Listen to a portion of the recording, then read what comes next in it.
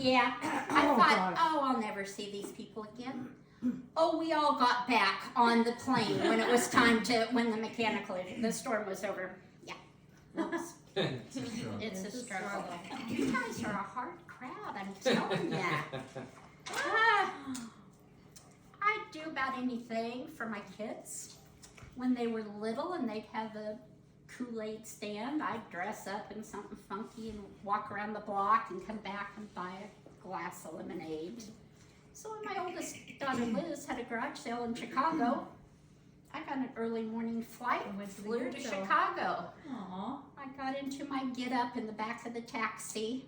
He was kind of, what's she doing back there? I had a wig and a medical mask long before you had to do that. I walked with a limp and I went to a garage sale. I said, hey, will you take a check? No. Will you take a check from your mom? Mom! Next day I flew home. It's a struggle, yes. That was sweet, a sweet struggle though. It was. Not all my disguises were that convincing.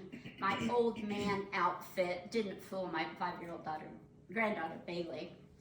I went trick-or-treating to her house with a hat and a mustache and thick glasses and an old coat.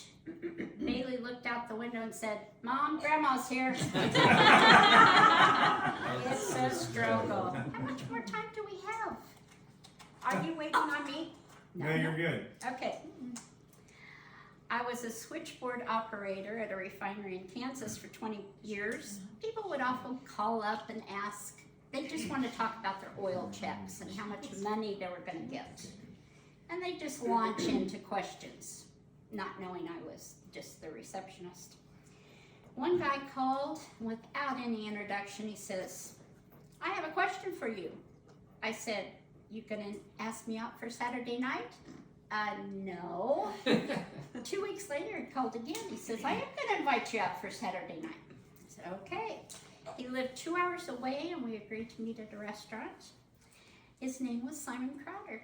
After I hung up the phone, I unplugged the switchboard and ran upstairs to accounting. And I said, what do you know about Simon Crowder? Well, we have two. One is 54, one is 92. I would have gone out with the 92-year-old depending on his oil check. Anyway, we met at a restaurant and it was so awkward. He didn't ask me anything about myself. Aww.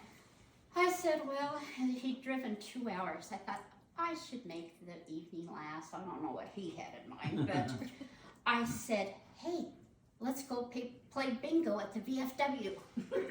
I don't know why I can't get a date. I'm loads of fun. He never called back. Yeah, or the 92? No, the 50. He never called back. But bingo's fun, Amelia. Bingo's fun. He's what? I said bingo is fun. Yes, it is. And he thought it was just an awesome date. Yes. I went through a traumatic divorce when my children were young. My youngest, Brent, was only 5 years old. The following years were brutal. My ex-husband was an absolute jerk. I cleaned it up for this nice audience here. Through the years, I was just focusing on when Brent turned 18 and I could back away from that relationship. Unfortunately, the first month of high school, his senior year, he came down with cancer.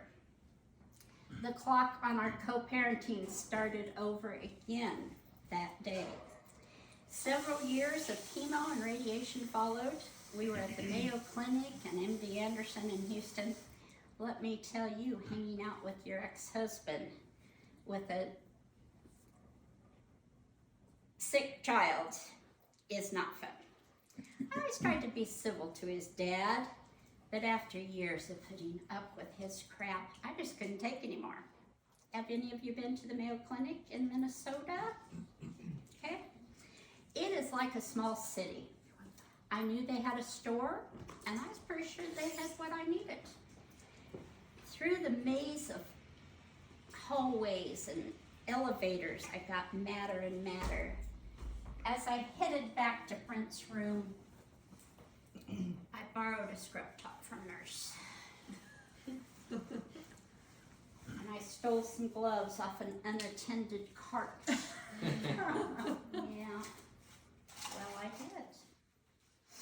I got back to Brent's room, and his dad looked on curiously. I said, I know exactly what's wrong with you, Betty.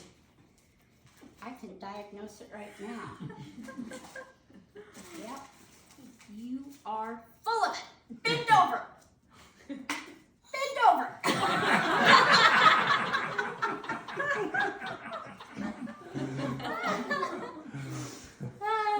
It's a struggle. Struggle. Yeah. I went to Houston once when Brent was in ICU. Little did I know I would inadvertently get to attend his dad's 4th wedding. At the time, I had no idea his dad was getting married. The wedding was set for Saturday, but Brent's health was failing, so they moved it up to Wednesday. The ICU? Who gets married in the ICU? Code blue. Code blue. Room 2. Brent had been intubated and couldn't speak, so I got him a whiteboard so we could communicate. A notebook. The bride and groom were gone all day Wednesday, so I had Brent to myself. We had a wonderful time. I headed back to my hotel before the wedding party returned for the wedding. 2 hours later, his dad called and said, "Are you nearby?" I said, "Yes, why?" "Brent's asking for you." He had written Mom in his notebook. So I raced back up there. I wasn't going to be intimidated by the 8 people in his ICU room. I said, "Brent, I already had my PJs on and my teeth out." I sure hope that image didn't ruin the wedding night for David. Oh, it's a struggle. Yeah. Okay.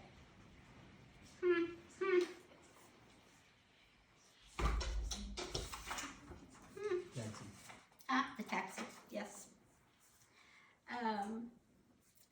I've been to MD Anderson so many times in Houston and taken the taxis. I just started asking for Tony, the taxi driver.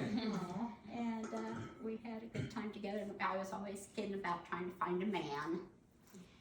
He was like, "Leah, why no husband? You cute.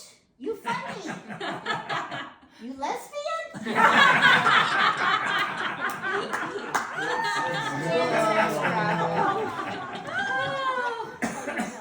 That's one.